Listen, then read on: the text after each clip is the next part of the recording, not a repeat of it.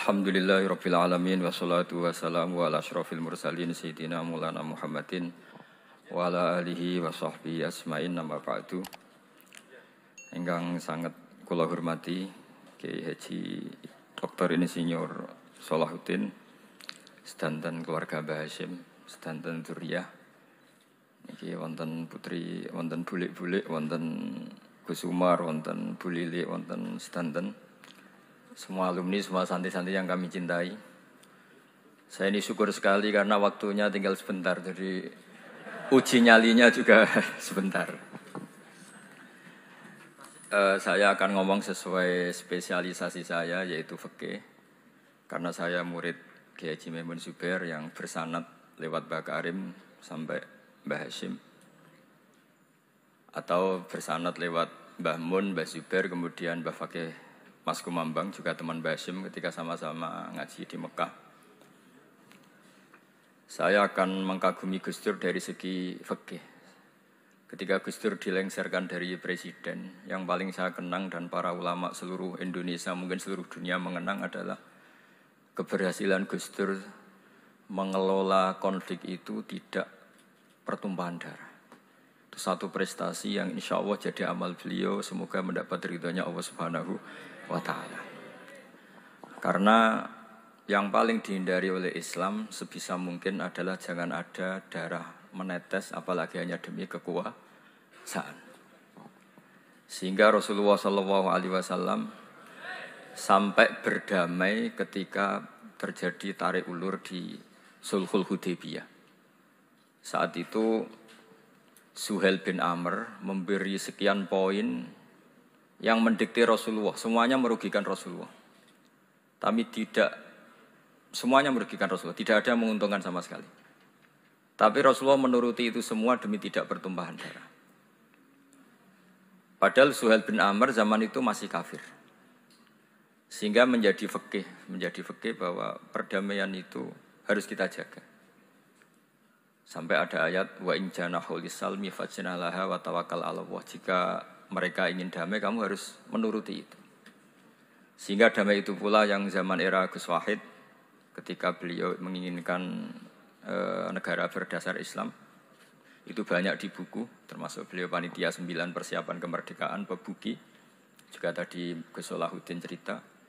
Beliau akhirnya kompromi juga dengan negara yang berbentuk Pancasila. Kemudian itu disosialisasikan era Muktamar Situbondo, yaitu Kiai Haji Ahmad Siddiq, didukung oleh Gus Dur karena zaman itu beliau kalah sepuh sama Kiai Haji Ahmad Siddiq. Jadi itu fikih yang saya menjadikan pengagum Gus Dur, karena ibadah Darul Mafasid Muqaddamun ala Jalbil Masalah adalah ibadah yang luar biasa. Berikutnya saya mohon sama Kiai Haji Salahuddin Wahid berkenan saya cara berpikir begini untuk Gus Dur. Jadi saya ini dari keluarga Kiai, saya juga senasab dengan keluarga Mbah Hasyim karena sama-sama turunan Mbah Sambul Lasem. Jadi beliau adalah Abdurrahman bin Wahid bin Hasyim bin Asy'ari bin Wahid lagi, terus bin Abdul Halim 2 sampai Mbah Sambu. Kira-kira nasabnya sama dengan saya, dengan Mbah Hamid yang dari jalur itu. Saya mau bercerita begini. Watak seorang cucu itu biasanya mengalir dari pikiran besar mbah-mbahnya atau leluhurnya. Karena setiap mbah-mbahnya pasti berdoa dzurriyyatan thayyibah, yaitu anak cucu yang baik. Saya sengaja di sini bawa kitab yang ditulis oleh Muhammad Asad Shihab, seorang Libanon. Menulis bahwa Mbah Hasyim Asy'ari adalah terhitung sebagai mujaddid, sebagai pembaharu Islam, setidaknya di Asia sini atau di Indonesia. Di sini ada kitab ini diterjemah beberapa kali, sebagian oleh Kiai Haji Mustafa Bisri, sebagian oleh Kiai Sodik Semarang. Saya punya edisi asli, edisi Arabnya, karena saya dari awal ingin ngaji sama santri-santri Tebu Ireng. Karena buyut-buyut saya itu termasuk gurunya Mbah Soleh Darat. Jadi buyut saya yang di Kudus, Pondok Damaran itu dulu Mbah Soleh Darat pernah ngaji di situ. Dan Mbah Hasyim kecil pernah ngaji sama Mbah Soleh Darat. Dan tentu biasa itu dalam ilmu sanad. guru-guru saya indukannya di Mbah Hashim juga pernah ngaji beberapa ulama di Pantura. Dan saya pastikan di antara perilaku atau manhaj Mbah Hashim adalah, ini saya baca, guru-guru beliau kemudian ada perilaku yang persis ditiru Gus Dur. Jadi itu bukan sekedar bukan sekedar mitos atau kebetulan, beliau punya pilihan-pilihan yang dipilih sampai akhir hayatnya.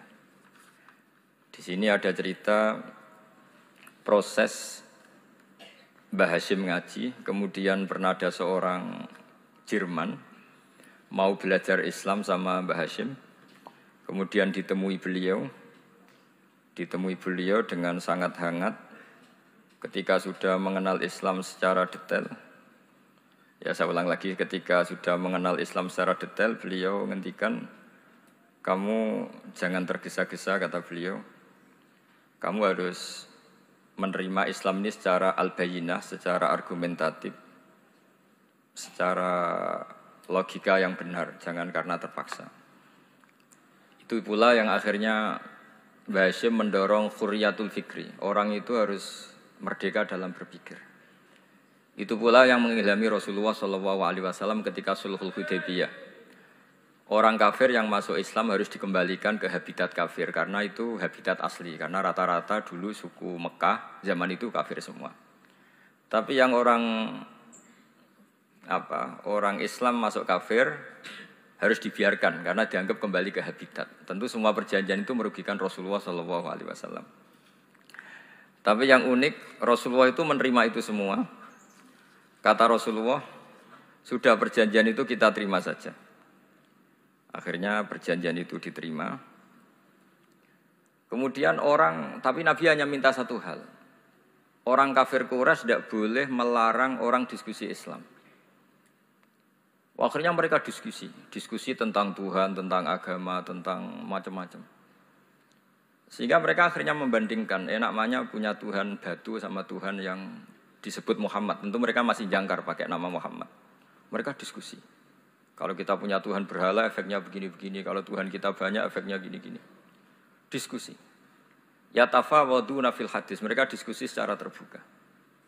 Terus fama ahadun ya'kilu syai'an illa dakhala fihi. Kemudian seseorang yang berpikir secara benar, yang mengenali Islam, pasti akan masuk Islam. Sehingga karena mereka diskusi bebas tanpa tekanan, akhirnya mereka memilih Islam. Dan setelah mereka Islam, mereka akhirnya ikrar Islam sama ikrar ya cara sekarang ikrar, kemudian menjadi Muslim. Dan otomatis perjanjian itu dibatalkan. Makanya kata Imam Zuhri, guru Imam Malik, maka nafathun a'zuma fil Islam min sulhul Hudaybiyah. Enggak ada kemenangan Islam sehebat kemenangan dalam Hudaybiyah, yaitu orang berbebas berpikir. Kemudian kebebasan berpikir ini pasti mengarah ke mengaku yang benar, menanggalkan yang salah. Tentu orang dulu mendewa-dewakan Lata Uzza, pokoknya menuhankan makhluk, menjadi sadar bahwa itu aneh. Kenapa kita harus sembah batu yang dipahat? Kenapa kita harus menyembah makhluk dan sebagainya? Dan akhirnya mereka Islam. Tapi dulu kalau suasana perang itu keinginan orang hanya ingin menang kalah. Jadi yang kafir itu hanya ingin menang. Pokoknya jangan sampai kalah. Enggak pernah berpikir Islam itu apa. Di mana-mana perang itu ya pikirannya menang kalah. Tapi setelah enggak ada perang, meskipun segala perjanjiannya merugikan Islam, orang akan berpikir secara objektif. Makanya fama ahadun yaqilu syai'an illa dakhala fihi. Tidak ada seseorang yang berpikir tentang Islam kecuali akhirnya masuk Islam. Sehingga itu disebut maka nafathun a'zuma fil Islam min sulhul Hudaybiyah. Enggak ada futuhat yang sebesar sulhul Hudaybiyah. Ya kitab ini namanya Wadi'ul Labinat Istiqlalil Indonesia. Mungkin santri Tebuireng mungkin lebih tahu ya karena harusnya lebih tahu. Jadi kalau tahunya baru sekarang ya rondo innalillahi wa inna ilaihi rajiun. Jadi saya tidak perlu bangga lebih tahu karena memang seharusnya Anda lebih tahu. Kalau tidak ya keterlaluan. Ya namanya itu Wadi'ul Labinatil Istiqlal al-Indonesia. Ini saya baca tapi ini demi Gus Dur, artinya bahwa pilihan-pilihan itu mulai ada zaman Mbah Hasyim Asy'ari. Saya baca satu-satu ya, mulai kredibilitas ilmu beliau, karena dalam Islam itu harus ada sanad. Saya pernah ditanya seorang ilmuwan, Pak Bahak, kenapa Islam itu harus ada sanad? Kita kan orang cerdas, kan bisa berpikir sendiri, ngapain nunggu pikirannya orang-orang? Gitu. Terus saya bilang, agama itu agamanya Allah dan Rasul. Kalau pikiran kamu namanya agama kamu, bukan pikiran agama, kata saya. Kalau kamu punya pikiran, yang namanya pikiran kamu, tidak agama. Kalau agama itu harus bersanad. Jadi pikirannya Mbah Hashim sama dengan pikirannya Mbah Mahfud pikirannya sama dengan Said Abi Bakar Sato sama dengan Sayyid Zaini Dahlan dan seterusnya. Sampai logika itu sampai Rasulullah Shallallahu Alaihi Wasallam. Saya beri sekian contoh. Pikiran yang kita ciptakan bisa salah, misalnya begini. Dulu misalnya Nabi pernah bersabda, al-qatil wal maqtul finnar, pembunuh yang dibunuh sama-sama neraka. Jadi idal taqal muslimani bisayfihima fal qatil wal maqtul finnar. Jika dua orang muslim bertemu sama-sama bawa pedang, maka yang bunuh maupun yang dibunuh itu sama-sama masuk neraka. Makanya kita harus syukur sekali Indonesia itu paling menghindari membunuh, karena kalau sesama muslim membunuh itu ancamannya berat, sama-sama masuk neraka. Bukan sekedar diboyong dari pondok Tebu Ireng, itu neraka gitu. Kalau dibayang pondok gampang gitu, nanti pondok lain gampang. Terus logika sahabat begini, hadza al-qatil fama balul maqtul. Oke ya Rasulullah, kalau al-qatil masuk neraka namanya pembunuh, oke kita terima. Tapi fama balul maqtul, lalu dosanya yang terbunuh itu apa? Wong dia korban kok dia dibunuh? Apa jawabannya Rasulullah sallallahu alaihi wasallam? Jawabannya innahu kana harison ala qatli sahibi. Sebetulnya dia juga mentalnya pembunuh, cuma nasibnya terbunuh. Jadi seperti misalnya sampean hasut saya, itu enggak perlu disakeni. Sebenarnya sampean yang inginnya ya menggusur saya, cuma nasibnya tergusur gitu. Makanya kalau ada orang rebutan pacar kok kalah itu udah usah disakeni. Sebenarnya mentalnya dia perebut gitu. Cuma nasibnya kalah gitu loh. Jadi apa ya? Ya tadi. Ya ini penting ya, penting sekali. Itu jadi sebetulnya ketika duel itu semuanya kan mentalnya pembunuh. Maka dia nasib saja sebagai maktul, tapi mentalnya pembunuh. Karena dia mentalnya, niatnya, komitmennya pembunuh, maka dia sama-sama di neraka. Maktul itu fakta, faktanya terbunuh, tapi mentalnya pembunuh. Sehingga hukumannya sebagai pembunuh. Sama kalau sampean berebut itu mentalnya ya perebut. Cuma nasibnya kalah atau terebut. Itu soal nasib. Ini saya baca dulu ya guru-guru Mbah Hashim supaya clear. Selama ini yang dikenalkan beliau ngaji sama saya Mahfud, saya Khotib Minangkabau. Ini di kitab ini. Saya baca sesuai harokat yang ada di kitab ini. Nanti kalau sampai tidak cocok karena beda madhab, ya nggak apa-apa asal pinter saja. Karena baca kitab itu unik. Kadang-kadang satu guru sama guru yang lain itu beda-beda. Dan biasanya guru itu nggak mau kalah. Mbah Mun itu sering cerita, ada kiai maknani wati ini lan wit alu. Itu muridnya gerutu karena pernah mondok itu kok enggak gitu. Pak guru, di kitab saya maknanya itu pohon elu. Lah iya cung wit elu kena gua alu kata guru. Gurunya enggak mau kalah gitu. Ada yang guru itu salah baca wal jarodin lan lawang. Muridnya enggak terima. Pak Yai saya pernah ngaji itu maknanya walang. Lah iya walang sing ning lawang cung. Itu memang kasus makna-makna di Jawa itu banyak itu. Karena awalnya memang wis rodok bodoni. Kenapa saya bilang bodoni? Ini yang bilang Mbah Mun, makna Jawa ono bodoni ini. Karena watin itu kan enggak ada di Indonesia. Tapi kiai itu malu kalau gak iso maknani. Akhirnya wati ini wet elu. Tanyakan orang pakar ahli Jawa, ya enggak tahu lo itu apa. Pokoknya butuhnya kiai itu ada lafaz ya ada maknanya. Padahal jenis itu enggak ada di Indonesia. Seperti haudat, itu maknanya Kiai Jawa sekedup. Sekedup itu rumah kecil yang ada di unta zaman dulu. Di Jawa ada enggak? Tidak ada. Kalau kamu tanya orang Jawa ini apa namanya? Namanya ya rumah kecil di atas unta. Tapi Kiai Jawa dulu punya makna namanya apa? Sekedup. Jadi Kiai Jawa itu luar biasa improvisasinya. Ya rodok bodoni itu.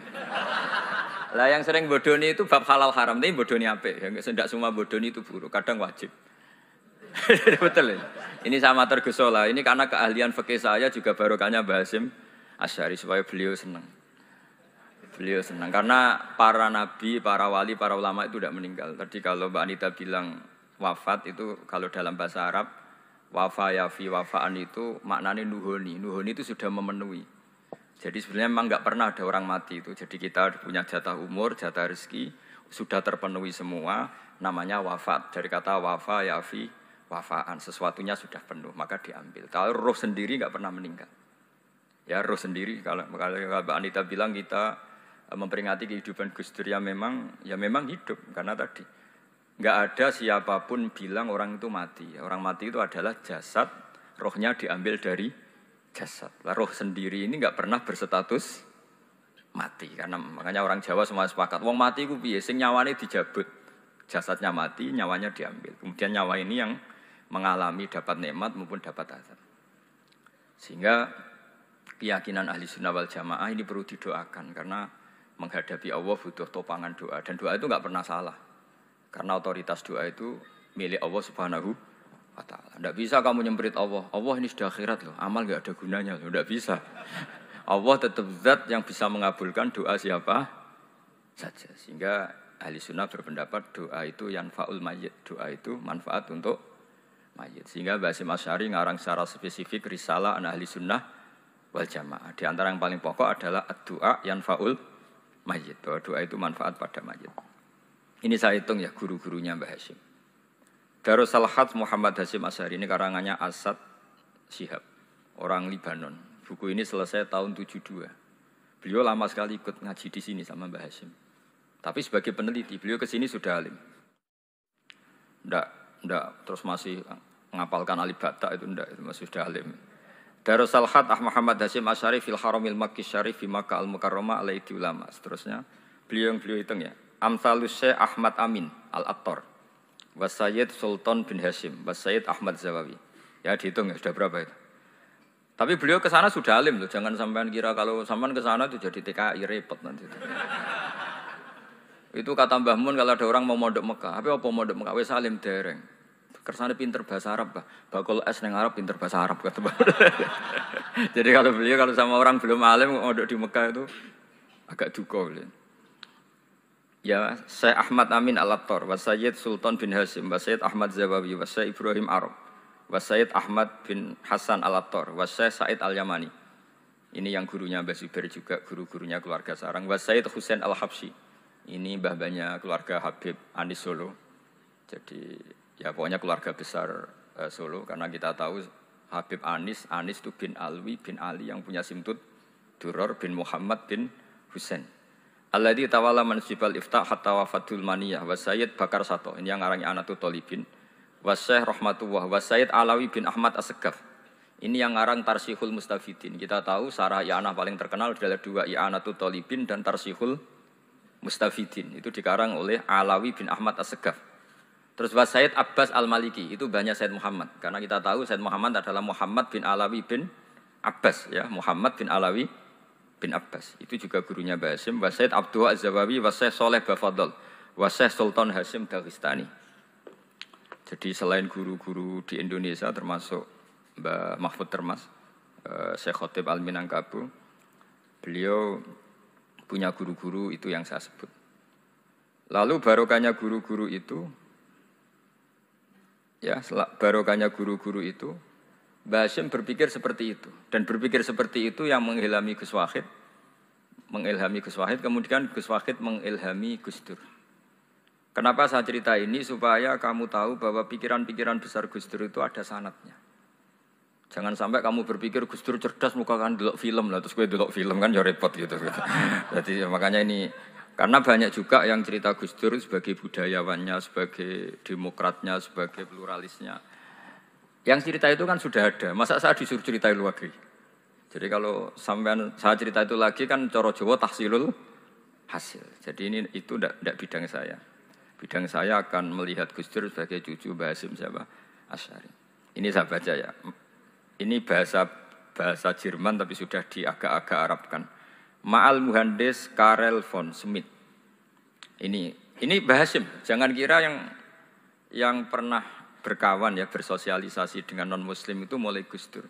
Mulai Mbah Hasyim ini di halaman 108 kitab tadi. Wadi'ul Labinati Istiqlal Al-Indonesi.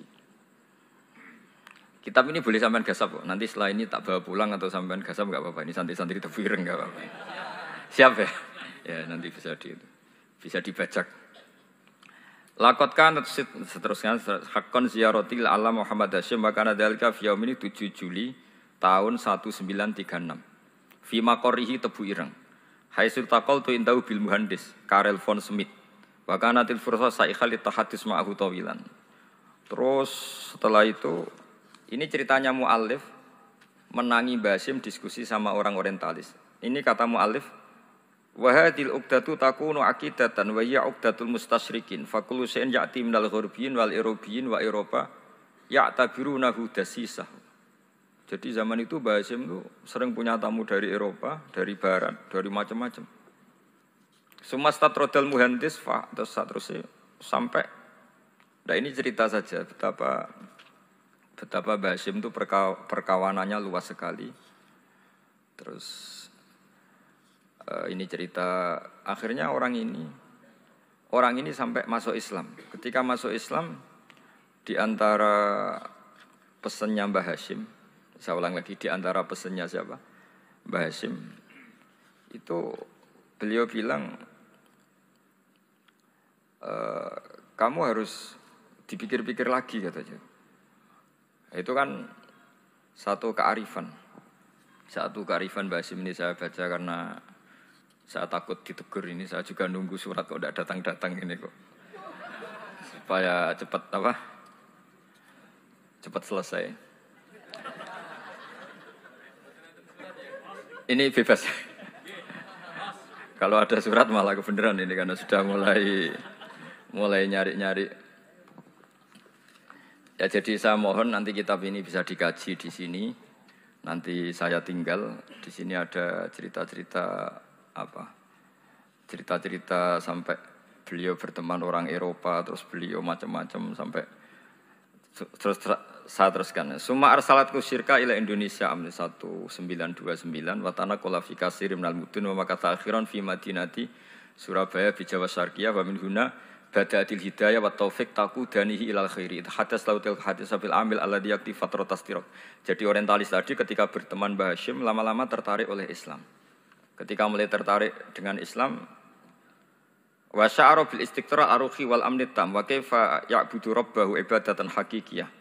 Terus mulai tertarik dengan Islam terus konsultasi sama Mbah Hasyim. Jadi tertariknya barokahnya Mbah Hasyim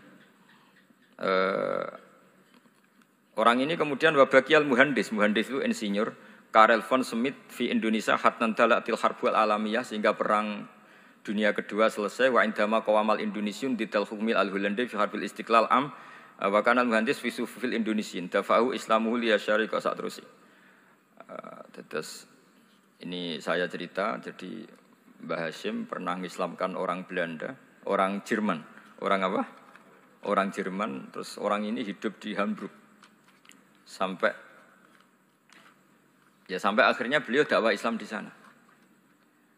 Jadi ini Ini penting ya supaya sampean tahu bahwa Tebu Ireng mulai dulu adalah komunitas internasional.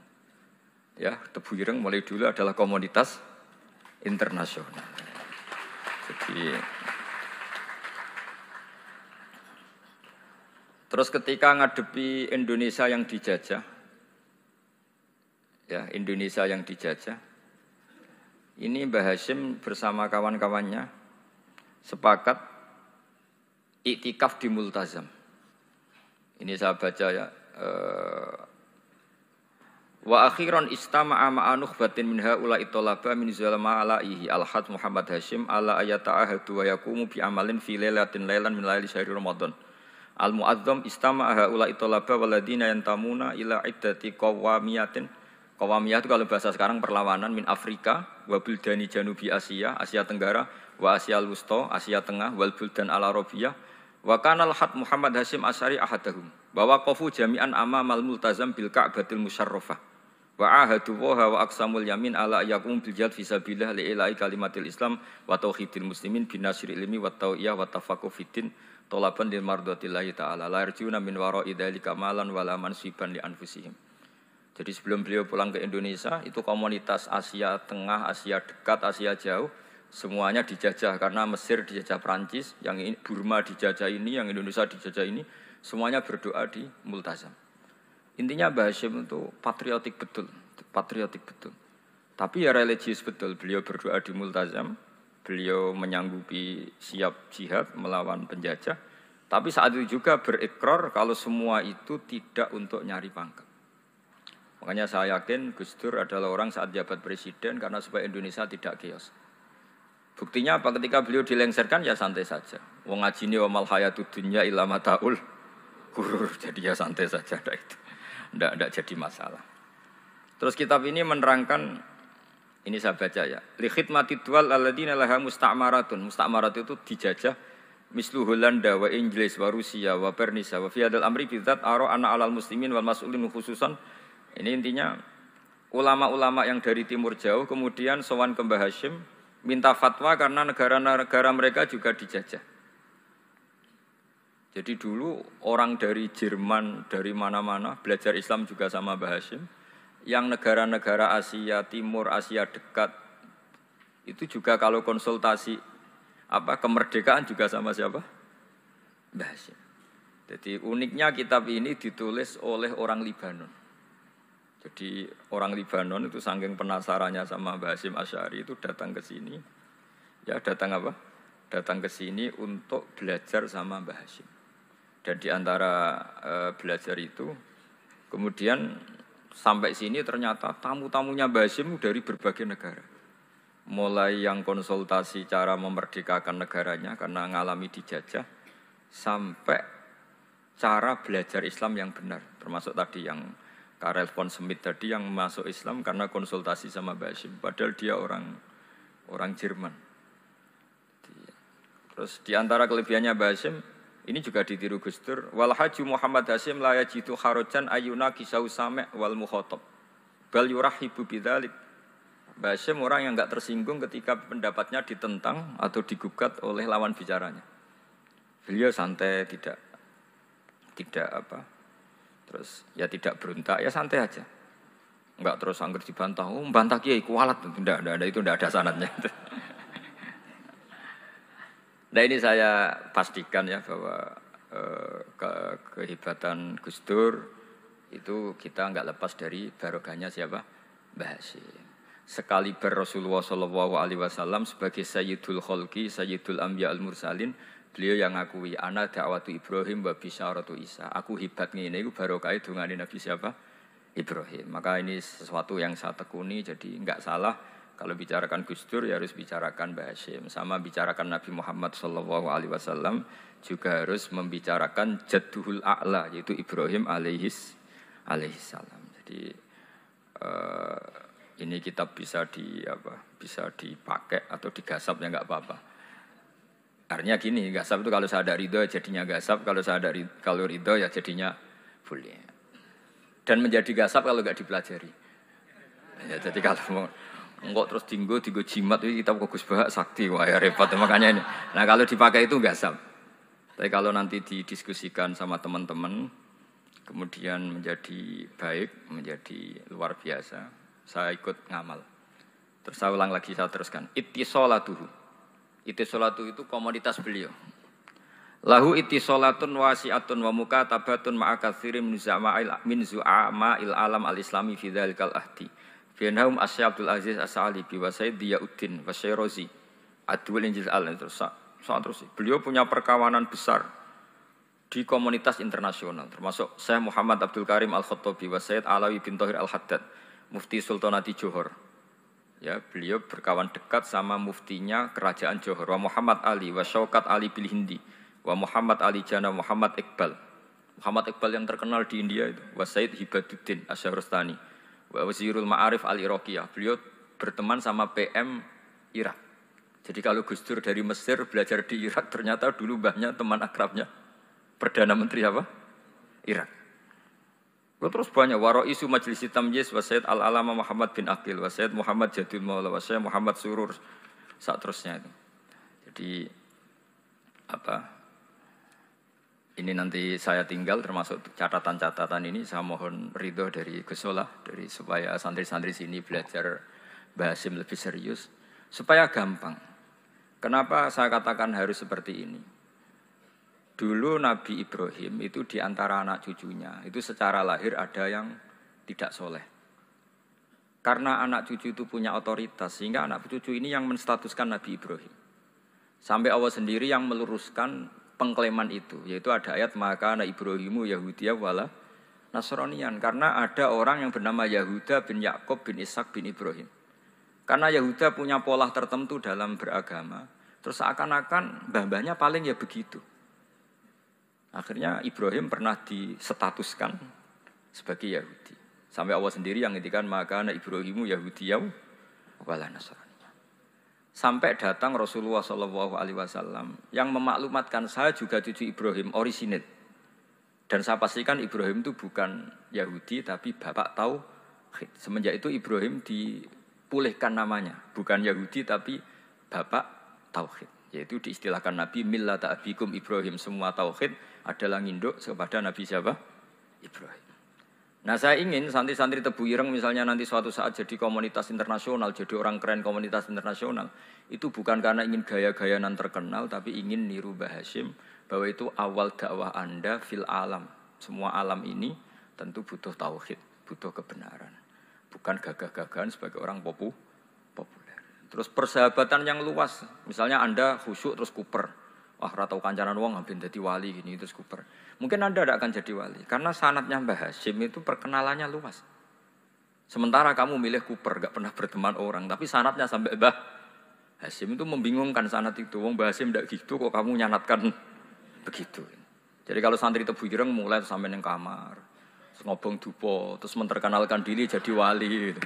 Nanti tonggo kamu ngira itu produk Mbah Hasyim karena kamu santrinya. Kan dianggap cerminan gurunya sampai Mbah Hasyim. Nah kalau ada yang teman-teman gitu harus dimaklumatkan itu sanad mungkotek. Bahwa sanad itu tidak benar. Ini kapan ini ditegur? Ini saya sudah mulai menunggu. Karena ya repot ini kalau kelamaan ini nanti itu. Terus ini khazanahnya Mbah Hasyim. Khazanah itu ya perpustakaan kalau sekarang. Maktabatuhu. Tu'addu maktabatul khat Muhammad Hasyim Asy'ari min aghnal maktabat likhtiwaiha ala anfasil kutub. Jadi ini kadang harokatnya ya beda dengan bacaan saya. Sama nanut bacaan saya saja. Di sini ditulis anfusil kutub. Kalau saya baca anfasil kutub karena maknanya kitab terbaik. Kalau kitab terbaik bacanya bukan anfus tapi apa? Anfas. Ya nanti kamu debat sendirilah sama teman-teman ini bacanya apa. Karena ini kadang harokatan. Kalau kadang harokatan repot, abe bantah itu kadang sungkan mbek sing aran, orang bantah kadang beda. Lah supaya selamat, iki ora saleh mualif, khotote sing goblok biasanya gitu korban. Biasanya gitu kalau untuk menyelamatkan kiai itu, oh ini yang ngetik yang salah. Padahal kadang kiai ini barang ya rodok salah tapi ya sembol. Daripada suudan sama kiai kan mendingan sama pengurus. Ya gitu ya sepakat ya. Jadi ya sudah terus. Ya saya baca. Tu'addu maktabatul khat Muhammad Hasyim Asy'ari min aghnal maktabat likhtiwaiha ala anfasil kutub al-ilmiyah al-islamiyah. Jadi kalau tadi yang diceritakan para kawan-kawan Gus Dur suka baca. Itu Mbah Hasyim itu kitabnya banyak sekali dan semuanya kitab terbaik. Min matbu'atin baik yang dicetak wa makhtutatin baik yang masih tulisan tangan. Athariyatin qadimah baik kitab-kitab yang sudah hampir punah karena saking lamanya. Wa tadummu hadil maktabah jullal kutub al-mu'allafah wal lughat al-arabiyyah wal indonesia wal jawiyah wal malaysia wa ba'dal lughat al-ajnabiyyah al-ukhra. Jadi zaman Mbah Hasyim itu perpustakaannya sudah ada bahasa Indonesia, bahasa Jawa, bahasa Malaysia, bahasa Inggris. Itu yang nulis orang Libanon. Sampai santrinya Mbah Hasyim tidak tahu innalillahi wa inna ilaihi rajiun. Maka ini yang kepertobatan ya saya kasih. Jadi ini saya biasa guyon, kesulitan ini guyon sama santri. Saya tidak midatoni kiai, jadi ini guyon sama santri. Semoga guyonan ini manfaat. Wassalamualaikum warahmatullahi wabarakatuh.